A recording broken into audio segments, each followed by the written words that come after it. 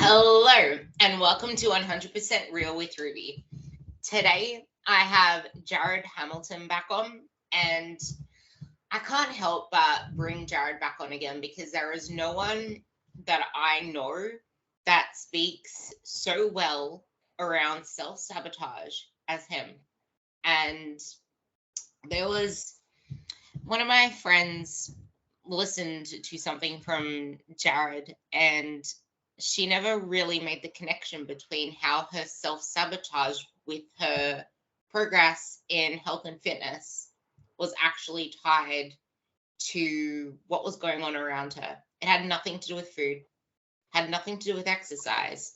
It was the stress around her work, it was the pressure in her lifestyle, it was things unrelated that actually was leaking into her ability to show up for herself in the things that matter most for her health and fitness.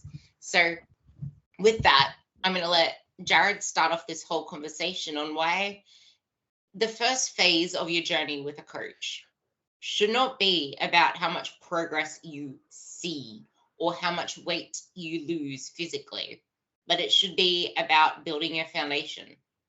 There is so much more to coaching. There is so much more to a nutritionist than just the food itself, than just macros, than just losing weight. So, with that, here's Jared, and I will let him introduce the podcast and himself through that very important element. What's up, Ruby? Appreciate you having me on again. Was this three? I think three times. I think. Yep. There we go. I love it. I love coming on here. So I appreciate you having me on. It's always good to talk to you. So my thing is with this stuff is with from the foundational standpoint is everything is always delayed. Like one of my I compare it to business. So one of my mentors talks about like in the world of business is like everyone wants to focus on like revenue. Everyone wants to focus on like they open a business. They're like, I want to make money now. But the problem is when you aren't making money, it's like it's the most lagging indicator. You have to do all the things first, then you don't make the money till way later on. It's no different here. So if as soon as you start and your biggest focus is how much fat can I lose now? How much progress can I make right now? The problem is that's the most lagging indicator. Right. Like at the end of the day, I did a piece of content years ago called the gestation period of fat loss. And his game takes a long time. This is why one of the things that we tell our clients in the very beginning of coaching with us is measure each day based off of the seed. I'm sorry, we say do not measure each day off the harvest you reap, but the seeds you plant. Because if you think about it in terms of like plants and crops or flowers or whatever the case is, when it comes to this game, that's what you're doing. Your actions and your consistency and your habits, mental, emotional, physical, whatever it may be, are seeds. But the thing is, in the world of transformation, everyone doesn't want to plant seeds. Everyone wants the harvest. Everyone wants the results. But the thing is, imagine if I like go to plant a garden and I'm like, all right, week one, I'm gonna have all my stuff. I'm gonna have all the vegetables. I'm gonna have all the flowers. I'm gonna have all the things. Well, I'm gonna be let down because I have to plant the seeds first. Then I have to take care of the seeds. Then I have to like weed the garden. Then I have to give the gestation time long enough to process. I have to give the whole journey long enough to actually let the thing happen. I have to give it days and days and months on the way the system goes, and then only after that then the plants will come through, the garden will come up. It's no different here in your journey. We see so many people who will say, oh, it's been like a whole week and I haven't made progress. It's been a whole month and I haven't made progress. But at the end of the day, it's too early. There's a gestation period to this thing, which is why we need to focus on your foundational pieces, like your overall habits, your headspace, your mindset, your psychology, but also realize that progress is the most lagging indicator. Your results right now are predicated on the last like year of your life, not the last 12 days of your life, more like the last 12 months. So that's why at the end of the day, if you want to change your results now, just assume you're going to have to get your shit together for the next 6, 8, 12 months. Then we can expect progress, not right out the gate. I would also say that it's not just the seeds, but it's the environment you create and Mm-hmm. upkeep. Because a lot of the time we let these weeds filter their way in, which is what you could refer to as the self-sabotage, the all or nothing mindset around food, tracking food, social events that end up creeping in. So how would you say is best to level up our gardening skills to create this environment to keep the weeds out?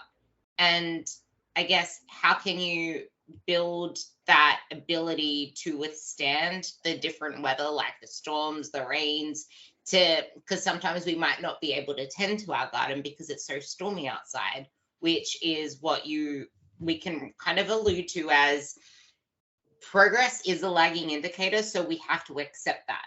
So how can we build up our ability to accept that and still keep the right quality, because there's all different types of motivation, the right quality of motivation to start to build that more intrinsic motivation while we're still waiting for these lagging indicators?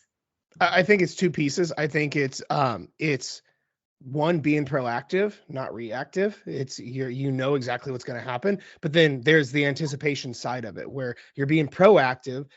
So in the world of fat loss, it's knowing what's going to happen, the holidays, the sabotage is going to set in, the things like that, but then also knowing what is going to happen. So for example, like if in the gardening analogy, if we're going to stay along those lines, as soon as I plant the garden, I know the weeds are going to grow. I'm not going to be surprised when the weeds grow. So I'm going to be proactive on it and handle it as soon as they come up. I'm not going to wait till a forest is in my garden and my plants are all ruined and go, oh, how'd this happen? So in the world of transformation or fat loss, it's the same thing here. Well, if you know the past 17 times you've tried to diet, you've whipped out your all or nothing card, you sabotaged with the same 3 reasons, you lost motivation, you got busy, life got in the way. If you have this track record, you know exactly what's going to happen. Now you can anticipate and be proactive in your actions and stopping it. This is why you have to make sure you're good to go on both of those. So when the way that we teach clients in my neck of the woods is, for example, we play what I call the if this then what game. So basically what that means is in the world of sabotage, it's pattern driven. So my question is, cool, what always happens?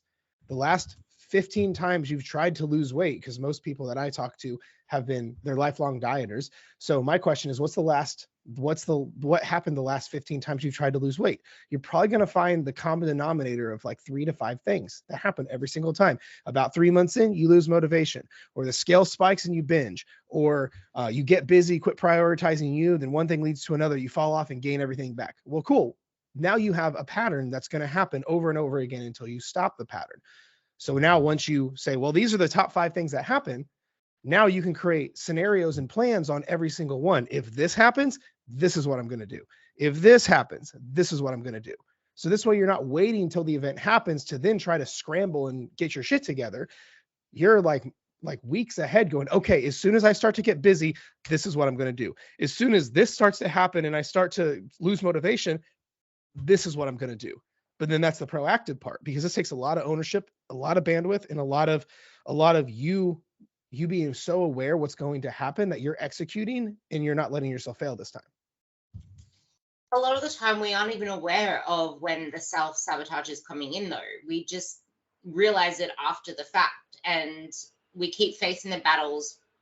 I think most of the time it's because we don't allow ourselves to sit with the emotions to figure out what the hell they actually are. We just know that we just, like most people, I would say, even including myself, because it's such a human trait, we don't really have many tools for emotional regulation. So then it starts to come to a head, but we don't even know what those emotions are. We're just so used to going through that autopilot of this is what I tend to. So, for example, because I had this recent conversation, emotions around food, we can feel that all of a sudden they're coming to a head. It also comes to a head more so, like you said, when we're already making progress. It's things are going really well, and then we're used to rewarding ourselves with food. We just say that we're having these feelings, but we don't really know what they are. Just like when someone says, I'm stressed, I'm anxious, we don't actually allow ourselves to dig down into that. So how can you give tools to the people listening to this to understand their emotions more, to step back a little bit more? And I guess also a lot of people are trying to avoid something. I'm trying to avoid feeling negative, to stop focusing on the negative things. But isn't that in essence still focusing on the negative things because you're trying not to focus on them? What would be a better alternative? I mean, at the end of the day, you just like to simplify all of this is number one, we have to become consciously aware of these things. We cannot fix something if when we're on autopilot and don't realize it's happening. That's why sabotage always sneaks in, is because we aren't aware it's happening. So the game's an awareness game. But to answer your question on what do we do with these emotions, is like most people are making it overcomplicated. You just hold space for them. You just be with them. Don't judge them. Don't make it about the why behind it. It's hold space for it. A really kind of gross example is we all do this really well with going to the bathroom, because when we all have the desire to go to let's say you have to pee. I know it's a gross example, but it works every time. When you have to pee, you don't judge it. You don't make meanings out of it. You go, oh, what's in needs to come out. And you literally go to the bathroom, hold space, don't judge it. What's in comes out. You flush it down the toilet and you go on with your day. And because here's the thing though, we know that's a regular process of being a human. We drink things, we eat things all day, which means we're going to have to use the restroom. It's a very normal biological process. But when it's the game of emotions, we think something's wrong with us. When we feel sad, we're like, oh no, something's wrong. Or we feel anxiety, go, oh, I shouldn't have this. Or we feel these, what we label as negative emotions, and we assume like it's not supposed to be here. We're supposed to feel all the emotions and not run from them or hide from them. What would happen if I had to go to the restroom and I go, oh, I don't want to feel this, and I go distract myself with food? Well, it's good. You're only gonna be able to do that for so long, and then you're gonna piss yourself, because you can't run from that very long. It's no different with your emotions. It's why when people hide their emotions with food, hide their emotions with working out, hide their emotions with their kids, hide their emotion with their productivity, hide their emotions with cleaning their house, whatever it may be. The problem is you can only run from these emotions for very long before you bust, before you cause problems and things manifest in the, whether it be in your weight loss because you emotionally ate, or whether it be like you blow up on your spouse, or whatever the case may be. But the problem is we need to treat it like going to the bathroom. You expect it's going to happen. It's a normal process of living a normal day in the life in the human condition. And then we just need to hold space and not judge it. Like even when people do emotional work, and this is something I've been guilty of, where we would make it not about the emotion, we make it about the thing we're emotional about. Case in point, if let's say I got upset from a conversation I had at work. Let's say my boss, I'll say you're at work and your boss says something mean to you and you're really, really upset about it. Instead of just being like, all right, I'm upset. That's it. Because if I just say I'm upset, what's it about? It's about the emotion of being upset. That's it. But if I go, I'm upset because my boss is an asshole. I can't believe he said this. Well, now I'm denying my emotions and making it about my boss. It's not about me anymore. So it's a level of suppression and avoidance again. Versus how about we just remove the qualifier of because my boss said this. It's no, I'm upset. I'm just going to be with the emotion of upset. Just going to allow myself to feel upset in my own body. And then ironically, the feeling of upset starts to dissipate because you're holding space for it. Or you journal about like, I feel upset. It's okay for me to feel upset, whatever the case may be. But you can do this for upset, angry, lonely, anxious, overwhelmed, whatever it may be. But we need to just hold space for it and quit acting like it's something strange. I think it was Mel Robbins who compared it to this stuff to the dryer lint in our washer dryer. She said it's impossible to go through a laundry cycle without creating dryer lint. That's why there's a lint trap, is because you empty it and you throw it away. Said so it's impossible. It's equally impossible to go through a day in the life of all of us without creating mental and emotional lint. So the problem is we're not very proactive with cleaning out our mental lint trap, holding space for these emotions, journaling, meditating, therapy, these kind of things. But what happens if you have your dryer and you don't empty the lint trap? You're eventually going to burn your house down because it's flammable and it's a big danger and it can cause the dryer to quit working. But if you just empty the dryer lint every time, you're good. But no one empties their mental dryer, their mental lint trap, and then they wonder why their mental house burns down. I absolutely love that. And also back to that pee analogy, something that especially women, we want to rush everything. So when we go to pee, we never actually allow ourselves to relax and breathe. So there's always that I think it's called the residual pee that's left over at the end, because you're not really relaxing on the toilet. And this also comes with the emotions. Sometimes we're just rushing through our day all the time, especially when we quit prioritizing ourselves, and we're not allowing all of that to come out. So there's still this, like Jared just said, the residual lit that's there, which does accumulate over time. I guess something that also fits into this is your identity and how it can keep you stuck. Because as we're going through this process of change, especially when you start a journey with, example, the goal of weight loss, or a lot of the time when we start any journey, our goals are never really our own. And what we think we need to do, and the process to get there, or what we think is ideal. I guess doctors, I have this extreme distaste for doctors putting this onto a lot of women with the BMI index and this goal weight, because I started to ask people, where is this number coming from?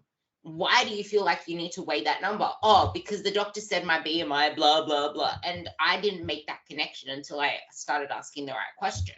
And so we come with these ideals, but we don't allow ourselves to evolve and allow our goals to evolve with us as we grow. And then this, like I previously alluded to, with the whole, I'm trying not to be negative, I'm trying not to fall back into that negative mindset. Well, how about understanding that through this process you have grown, through this process your identity, the things that you're doing, the habits you've created have all shifted with you. Can you talk a little bit more about this and how this can actually foster this continuous growth pattern? And if we start to identify as this person we're becoming, it can be like a sword against self-sabotage. I mean, at the end of the day, identity is one of the most important things to touch on. It's why, like, for our clients, is one of the first things that we work on, because at the end of the day, here's just the straight facts. Those that are listening to this, you're on autopilot 90% of the day. You are, like, over the age of 30, you're like on autopilot 85 to 90% of the day, which means you are not consciously aware of your actions. You are completely on autopilot. So then the thing is that where identity comes into this, identity is not one of these airy fairy woo woo concepts. It's extremely tactical, because if you think about, like most people listening go, yeah, I self-sabotage. So my question is, what do you sabotage to? Like, what are you sabotaging to? And I'm telling you, it's you're sabotaging to your identity and your self-image and your belief systems. That's what we sabotage to. It's why you always gain back roughly the same amount of weight, or it's why you always sabotage back to the same rough start point. It's like let's say you weigh around 200 pounds. Let's say you've been around 200 pounds. Well, let's say you lose 20 pounds, and every time you sabotage back to around 200. It's why you don't sabotage back to 250. You sabotage it back to 200-ish, because that's where your identity is at. Or if I always say identity is like your own self-fulfilling prophecy. If your identity is, let's say, a binger, like not just someone who struggles with binge eating, but you go, oh no, I'm a binger. Well, what do you think is going to happen when you go 2 weeks without binge eating? The identity is now threatened, and you're going to go on autopilot and find a reason to subconsciously binge back to your identity. Or it's why a lot of people, their identity is a dieter, because they've dieted their entire life. Well, what happens when you don't have any more weight to lose? Well, dieters, all they know how to do is diet. So you're going to find a way to subconsciously gain the weight back so you can go back on a diet again.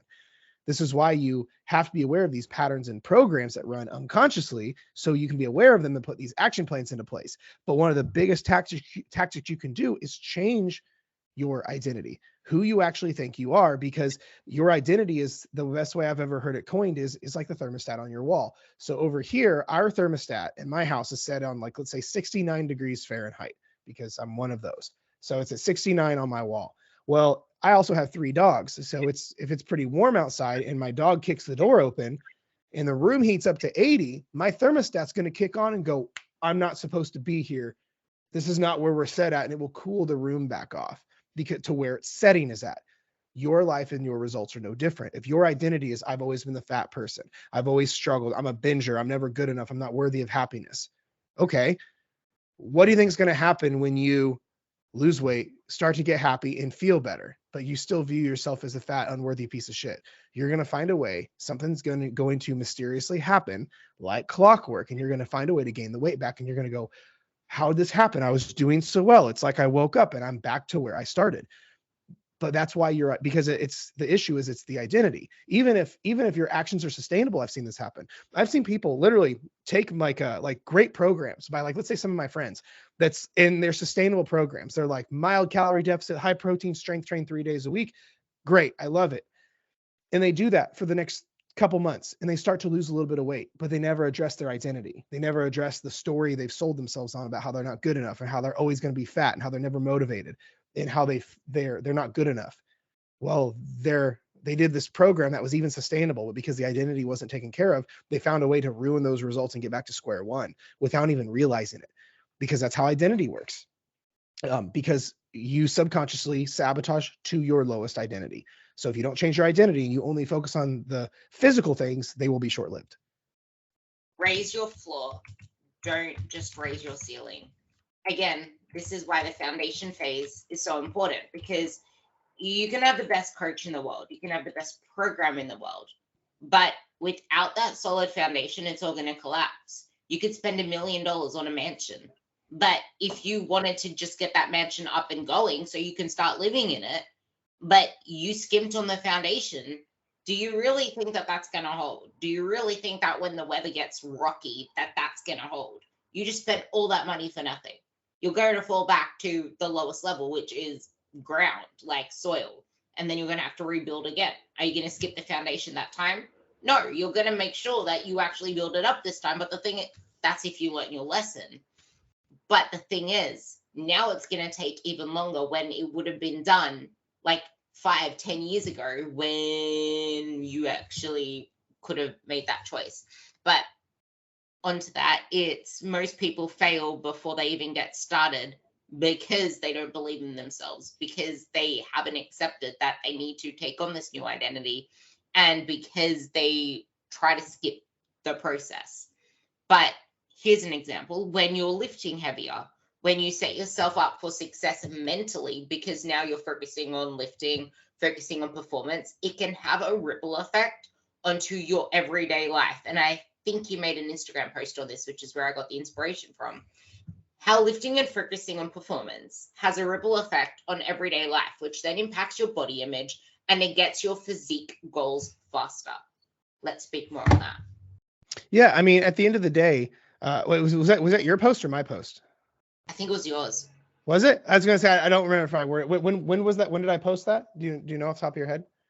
No, because it's something I always speak about. So then I saved it. I'm like, this is what I talk about. Yeah. I mean, at the end of the day, you're the foundation of everything in your life. So when you level up your personal,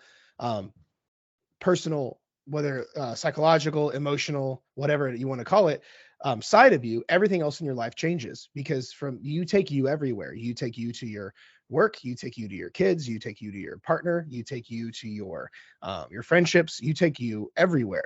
So when you fix just a little bit of you, let's say you get yourself mentally and emotionally better by 10%. Well, it's no wonder your relationship is better. It's no wonder your friendships are better. It's no wonder you're making more money at work, because you're quite literally the foundation of every single facet of your life, which is why this impacts everything, not just weight loss. I found it. You shared a post from Sarah Staples.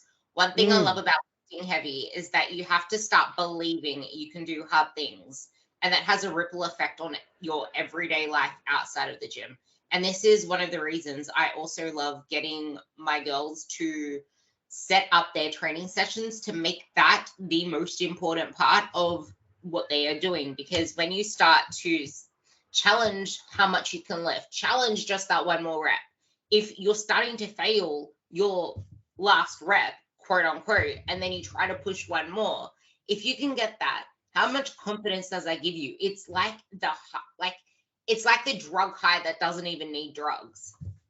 Mm-hmm. Yeah, 100%. Yeah, Sarah's great. I love her content.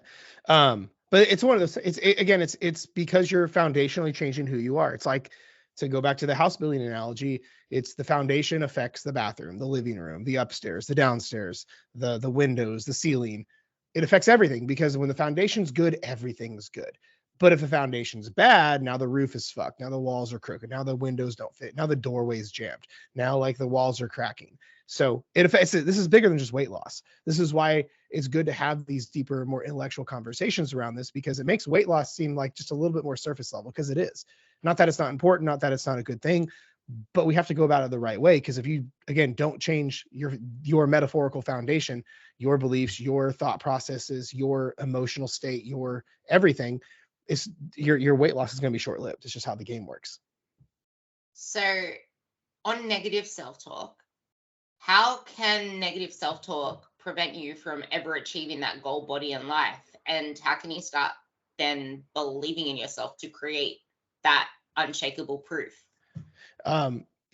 Negative self-talk is going to affect the relationship you have with yourself. Your relationship you have with yourself is going to affect your actions, and your actions are going to affect the results you're creating and the proof you're generating.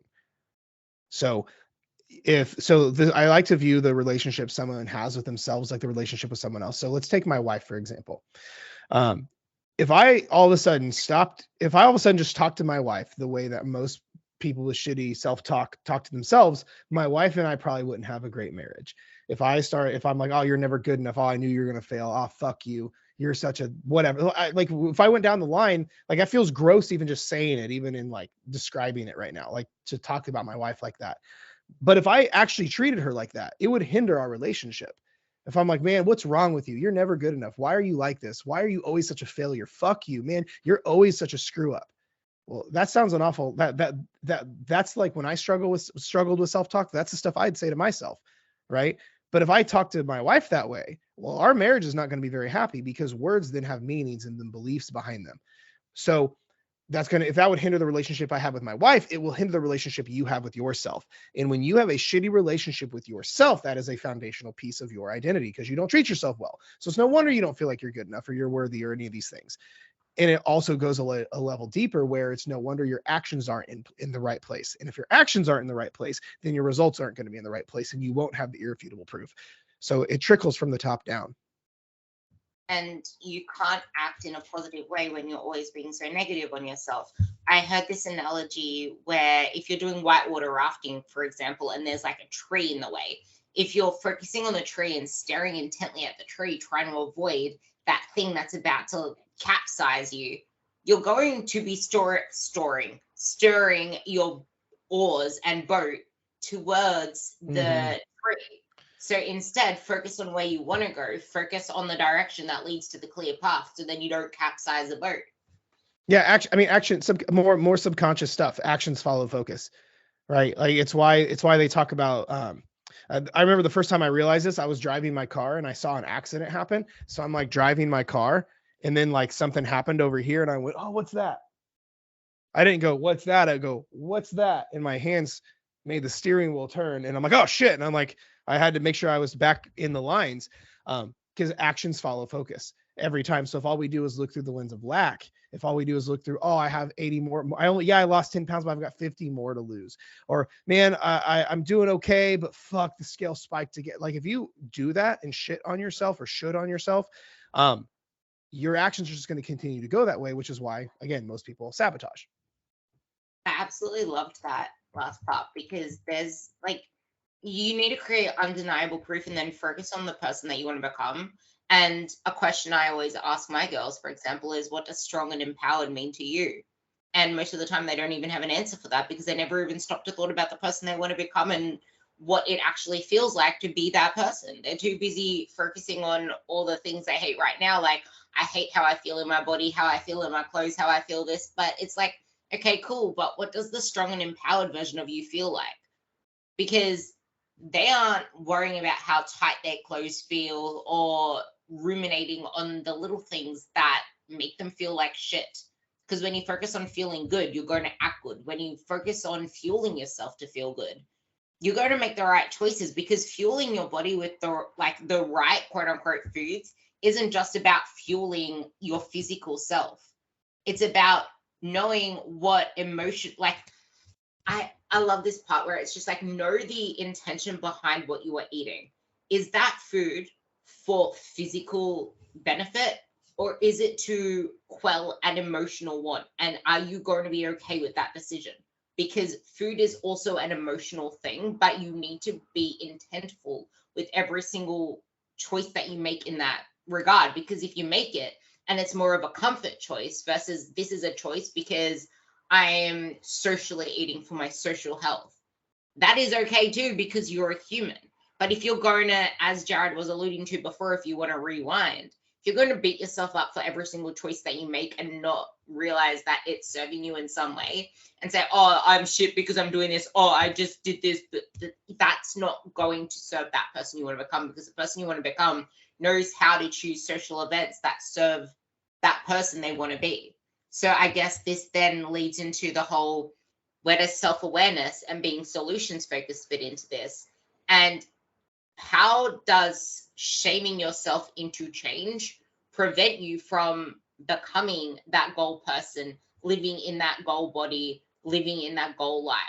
And kind of the goal body isn't really about the body itself, but who you become in that process of achieving said thing. I mean, at the end of the day, like shaming someone into something never works. Like it's proven by psychology and behavior, like in behavior changing, like with children, like shaming a child into doing something is not how we create lifelong change that sticks and creates permanent results that last for years. So if it wouldn't work for in that context, it's not going to work for you. It's so short lived. You can get some shit to happen out at first with shame, but that's not what we're in the business of.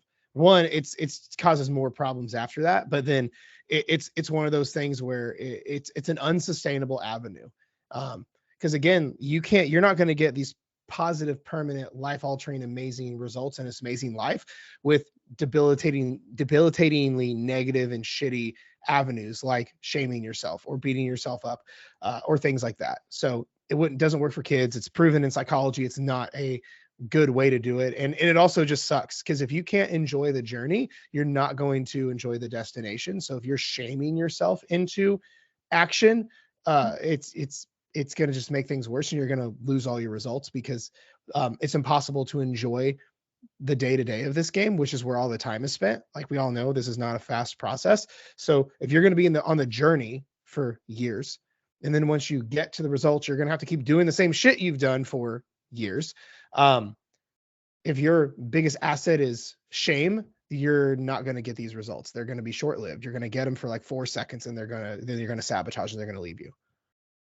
What about when there's such a strong blind spot that we don't even realize what our quote unquote problem is? What do you mean by that?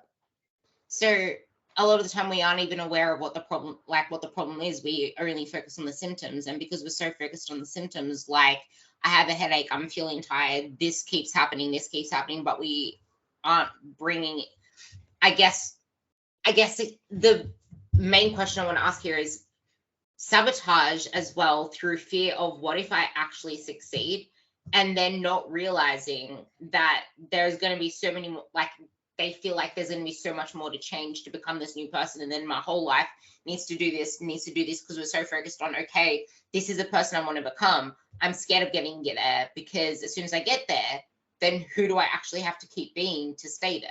So then we self-sabotage because of that fear of succeeding in such a sense. So I actually believe the other way. I don't think anyone's scared of success personally. And here I'll explain why. I don't think anyone's, if we were truly scared of success, consciously scared of success, I should say, we would never set these goals to begin with. If I was scared of becoming successful in business, or if I was like, I wouldn't set the goal.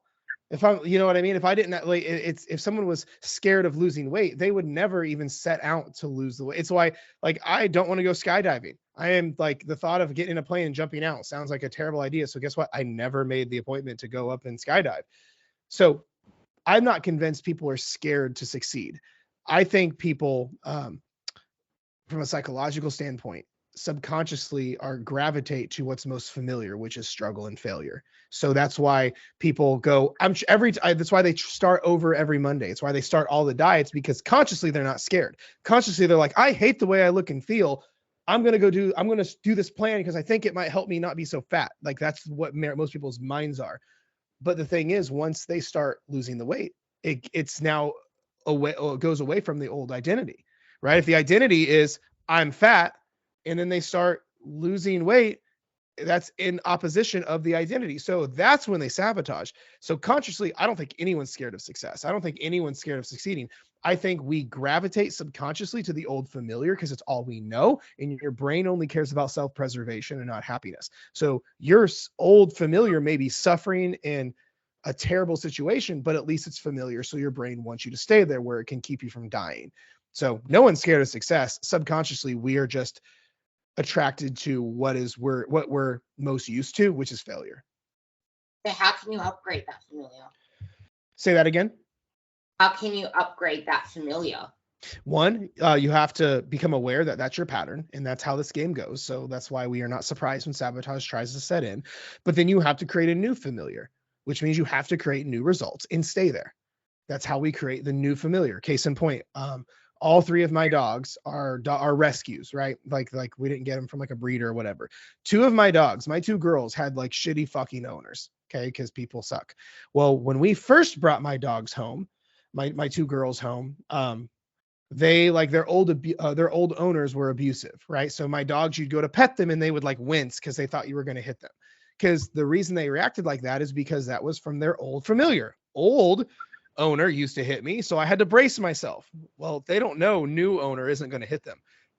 So, but after being in my house for a while, they realize they get head pats and treats and cuddles on the couch.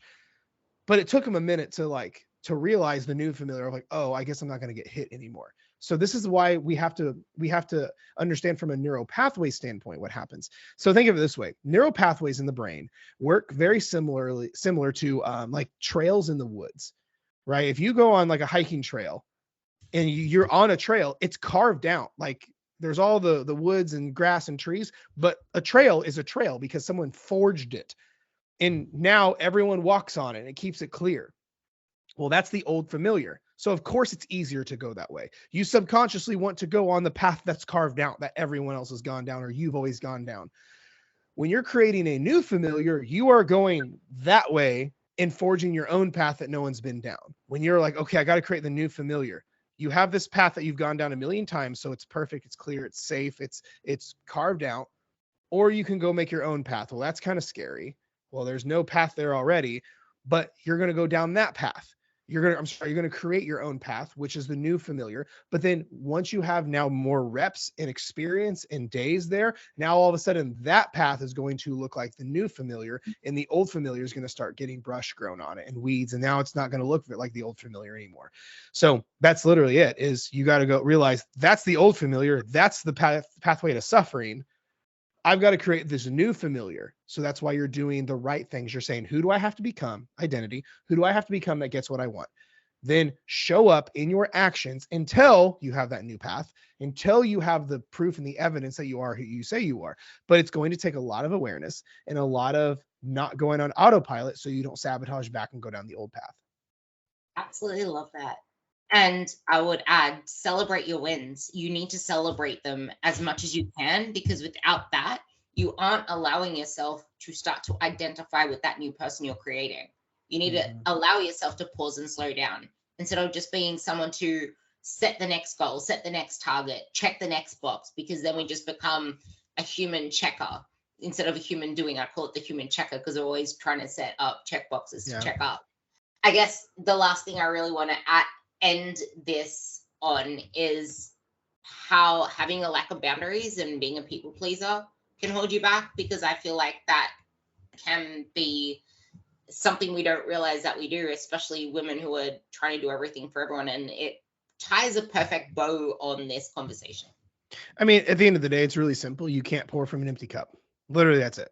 Like if you're a naturally have people pleasing tendencies, and you're one who will take the shirt off your back for someone else, is always there for other people, but you'll give yourself some if there's some left at the end of the day. The problem is you'll eventually not be able to help others. That's my biggest thing with trying to help other people who have a really hard time pouring into themselves, is we do it for the nature of the other people. If you run yourself ragged, you get burned out, and you put yourself on the back burner, you're only going to last for a very short period of time, and you're giving 1% to those that you love. Versus if you are selfish, now you earn the right to be selfless. Now you have all the energy and mental bandwidth and capacity to pour into others. So Like just reframe it for those that are listening that are people pleasers and struggle with this. Put it through the lens of, wow, logically speaking, I cannot help others unless I'm good. If my house is not good enough, I can't have people over. If as a weird analogy, if I'm not mentally okay, I can't help others become mentally okay. If I'm not my best self, how can I help others be their best selves? If I feel like shit, look like shit, and stressed beyond belief and can't stand my relationship I have with myself, how the fuck are you going to help others? Let's say you do though. Well, then that's like 1% though. Imagine what you would be able to help others with if you were at like 100%.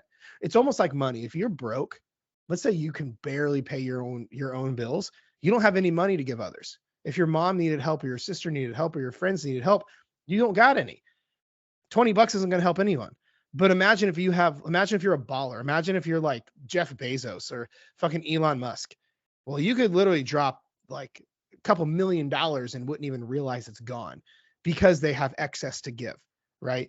But if you're broke and just poor, you don't have extra to give to other people, or the little bit you do give, it's not going to help that much. It's no different with your own bandwidth. It's no different than your own emotional self. It's no different than your happiness, which is why you have to be selfish, because now that gives you the right to be selfless and have enough to give.